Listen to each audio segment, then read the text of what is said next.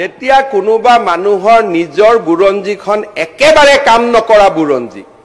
তেতিয়া আপুনি বেলেগক কৈ থকাৰ কথা নাই যি মানুহে যেতিয়ালৈকে নিজৰ ইতিহাসটো ইমানে বেয়া যে বাগিচাৰ মাটিৰ অধিকাৰ দিব নোৱাৰিলে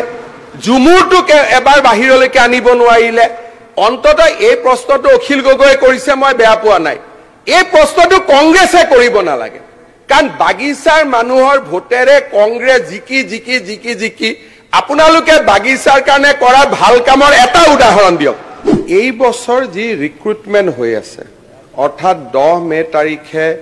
যি শিক্ষকৰ নিযুক্তি হ'ব 10 মে তাৰিখে যি হেলথ ডিপাৰ্টমেন্টৰ নিযুক্তি হ'ব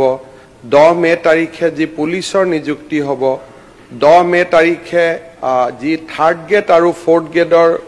নিযুক্তি হ'ব প্ৰথমবাৰৰ বাবে অসমৰ চাহ বাগিচাত বা আদিবাসী সমাজৰ বাবে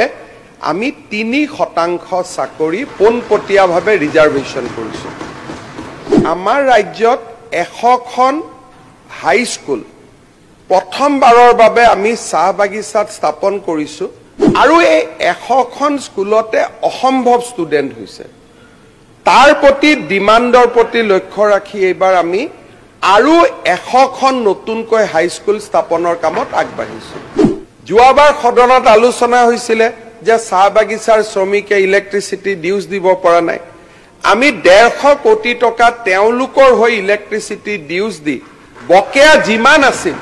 হিমানখিনি আমি তেওঁলোকক মাৰি দিয়াৰ বাবে আমি এটা সিদ্ধান্ত ললো যে চাহ বাগিচাৰ লাইনৰ মাটিখিনিৰ মালিক আমি বাগিচাৰ শ্ৰমিকক কৰি দিম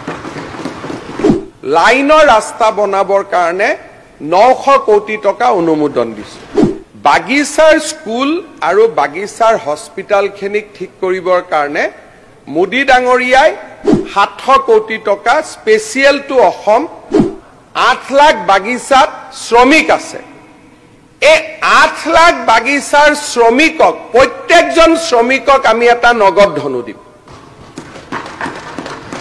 প্ৰথম কথাটো হ'ল আজি বাগিচাৰ শ্ৰমিকক অৰুণোদয় কোনে দিলে তাৰ মানে বাগিচাৰ দৰমহাতেতো আমি অৱদান দিলো আজি যে 1250 টকা যে এতিয়া আমি মাহত দিলো হেতুটো দৰমহাতে আমি দিলো এতিয়া যে মই কিবা এটা দিম বুলি কৈছো সেইটোৱে মোটামুটি দৰমহা আপুনি কোৱা সংখ্যাটোতে লৈ যাব